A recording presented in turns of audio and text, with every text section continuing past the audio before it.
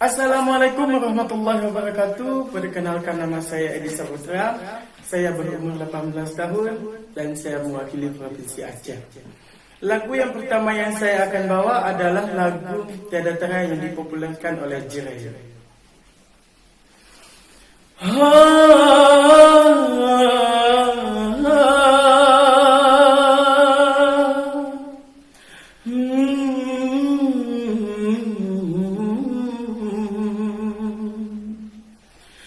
Aku tak sanggup menahan perasaanku. Tiada tanda cintaku padamu, kepadamu.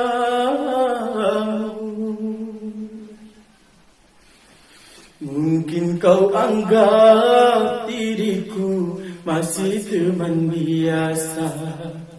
Ku tak mengapa, ku akan bersabar. Semoga tumbuh benih asmara. Jauh darimu aku terbunuh rindu. Rasa cemburu mengganggu fikiranku. Mungkin karena kita sering bersama, cinta pun datang tak dapat aku tahan. Dengarlah sayang, engkau segalanya.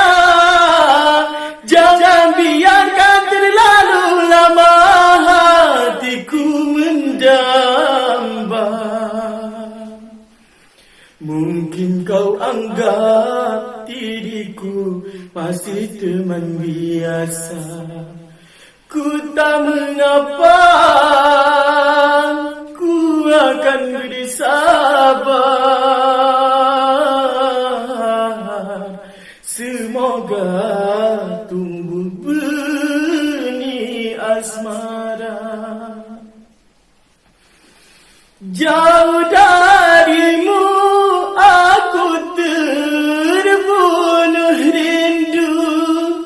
Rasa cemburu mengganggu fikiranku. Mungkin karena kita sering bersama, cinta pun datang tak dapat aku tahan. Denganlah sayang, engkau segalanya.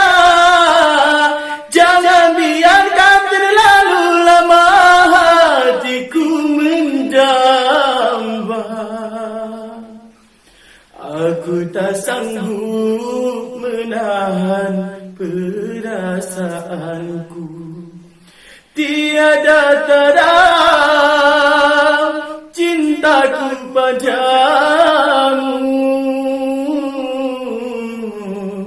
kepadamu.